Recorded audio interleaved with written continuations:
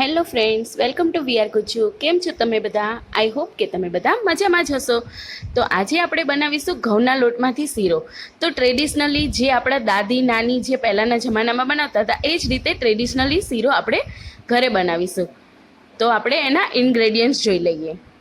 તો ફ્રેન્ડ્સ, ઘઉંના લોટનો શીરો બનાવવા માટે આપણે અહીંયા પરફેક્ટ મેઝરમેન્ટ જોઈ લઈશું. તો અહીંયા મેં 1 વાટકી ઘી લીધું છે. તો તમે ઘરમાં રહેલી કોઈ પણ વાટકીનું માપ સેટ કરી શકો છો. તમારે વધારે ક્વોન્ટિટીમાં બનાવવું હોય તો તમે કોઈ પણ તપેલીનું માપ સેટ કરી શકો છો. તો અહીંયા મેં 1 વાટકી ઘી લીધું છે. એની સાથે જ 1 વાટકી મેં અહીંયા ઘઉંનો કરકરો લોટ લીધો છે. કરકરા લોટથી આ શીરાનું એકદમ મસ્ત દાણેદાર બને છે શીરો, અને ટેસ્ટ પણ ખૂબ જ સરસ આવે છે. તો અહીંયા કરકરો લોટ યુઝ કરો તો વધારે સારું, પણ જો તમારી પાસે અવેલેબલ ના હોય તો તમે જે રોટલી બનાવવા રેગ્યુલર આપણે યુઝ કરીએ છીએ એ પણ લોટ લઈ શકો છો.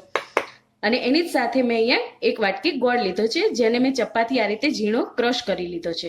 હવે આપણે આગળની પ્રોસેસ જોઈએ. હવે મેં અહીંયા એક તપેલી લઈ લીધી છે અને ગેસની ફ્લેમ ઓન કરી દીધી છે.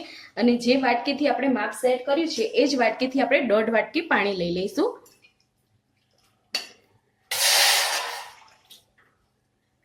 તો આ રીતે માપ સેટ કરી અને 1.5 વાટકી મેં પાણી લઈ લીધું છે. અને આપણે જે ગોળ ક્રશ કરીને રાખ્યો છે એ આપણે આમાં એડ કરી દઈએ અને આને સારી રીતે આપણે મિક્સ કરી લઈએ. તો ગોળ ઓગળે ત્યાં સુધી આપણે ગેસની ફ્લેમ ઓન રાખવાની છે. આમાં કોઈ ચાસણી કે એ રીતનું કંઈ કરવાનું નથી. આપણે જસ્ટ ગોળ જ ઓગાળવાનો છે.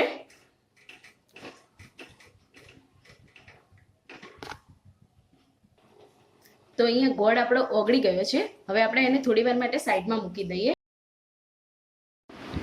હવે મેં અહીંયા એક એલ્યુમિનિયમની કડાઈ લઈ લીધી છે અને એમાં આપણે જે ઘી મેઝર કરીને રાખ્યું હતું એ બધું જ ઘી આપણે એડ કરી દઈશું. ઘીને થોડું ગરમ થવા દઈશું. ઘી ગરમ થઈ જાય એટલે આપણે એમાં થોડા ડ્રાય ફ્રૂટ્સ એડ કરીશું, જેમાં મેં કાજુ અને બદામના ટુકડા લીધા છે. બંને મેં 1-1 ચમચી લીધા છે. તમને જે પ્રમાણે ટેસ્ટ પસંદ હોય એ પ્રમાણે તમે પ્લસ માઇનસ કરી શકો છો. હવે ડ્રાય ફ્રૂટ્સ જે આપણા છે એ ગોલ્ડન બ્રાઉન થઈ જાય ત્યાં સુધી આપણે એને શેકી લઈશું. ગોલ્ડન બ્રાઉન થઈ જાય એટલે આપણે એને અલગ લઈ લઈશું. તો આ રીતે બધું ઘી નિતારી અને આપણે એને અલગ લઈ લઈશું. આ ઘઉંના લોટનો શીરો એકદમ ઝડપથી બની જાય છે. તમને જ્યારે પણ મીઠું ખાવાની ઈચ્છા થાય તો તમે ફટાફટ ઘરમાં રહેલી સામગ્રીમાંથી જ બનાવી શકો છો. હવે જે લોટ આપણે મેઝર કરીને રાખ્યો હતો એ બધો જ લોટ આપણે ધીરે ધીરે કરીને આ રીતે એડ કરી દઈશું. ઘી ગરમ હોવાથી તરત જ એમાં એકદમ કણી કણી પડી જશે અને એને ઉપર નીચે મિક્સ કરી અને સરસ રીતે આપણે એક રસ થાય એ રીતે કરી દેવાનું છે. ઘી અને લોટ એકદમ સરસ મિક્સ થઈ જવો જોઈએ. આ સમયે આપણે ગેસની ફ્લેમ એકદમ સ્લો કરી દેવાની છે.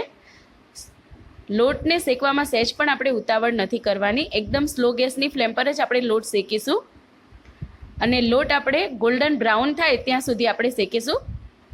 લોટ શેકાઈ જશે એટલે એમાંથી એકદમ સરસ સ્મેલ પણ આવવા લાગશે અને એનો કલર પણ એકદમ ચેન્જ થઈ જશે. તો આપણે જોઈ શકીએ છીએ કે એકદમ માવા જેવું એનું ટેક્સચર પણ આવી ગયું છે. જે આપણે કરકરો લોટ લીધો હતો એના કારણે એ રીતનું ટેક્સચર આવ્યું છે. હવે આપણે જે ગોળનું પાણી બનાવીને રાખ્યું છે એને થોડું થોડું કરીને આપણે એડ કરીશું. તો આ રીતે થોડું થોડું કરી અને એડ કરતા જઈશું અને પાણીને આપણે ગાળી લેવાનું છે. તો ગળણી રાખીને ગાળી લેવાનું છે, જેથી કરીને ગોળમાં જે પણ કચરો હોય એ નીકળી જાય. અને આ રીતે આપણે ધીરે ધીરે મિક્સ કરતું જવાનું છે અને બધું જ પાણી આપણે એમાં એડ કરી દેવાનું છે. હવે આપણો શીરો ઓલમોસ્ટ રેડી થવા આવી ગયો છે. હવે આ રીતે આપણે ધીરે ધીરે મિક્સ કરતા જઈશું એટલે પાણી પણ એમાં મિક્સ થઈ જશે ગોળનું, અને ધીરે ધીરે એની કિનારીથી ઘી પણ આપણું છૂટું પડવા લાગશે. તો આપણો શીરો 1 થી 2 સેકન્ડમાં જ આ રીતે એકદમ સરસ રેડી થઈ ગયો છે. જે આપણે એલ્યુમિનિયમનું વાસણ લીધું છે એના તળિયે પણ ચોટતો નથી અને સાઈડમાં તમે જોઈ શકો છો કે ઘી પણ એકદમ સરસ રિલીઝ થઈ ગયું છે. હવે આપણે થોડા ડ્રાય ફ્રૂટ્સ આમાં એડ કરી દઈશું અને બાકીના ગાર્નિશિંગ માટે રાખીશું. હવે મેં ગેસની ફ્લેમ બંધ કરી દીધી છે અને આપણો શીરો એકદમ સરસ સર્વિંગ માટે રેડી થઈ ગયો છે અને ઘી પણ એકદમ સાઈડમાં છૂટું પડી ગયું છે. હવે મેં અહીંયા એક સર્વિંગ પ્લેટ લઈ લીધી છે અને આપણે બધો શીરો સર્વ કરી દઈશું. તો છે ને એકદમ સરળ રીત. તો તમે પણ આ રેસીપી જરૂરથી ટ્રાય કરજો.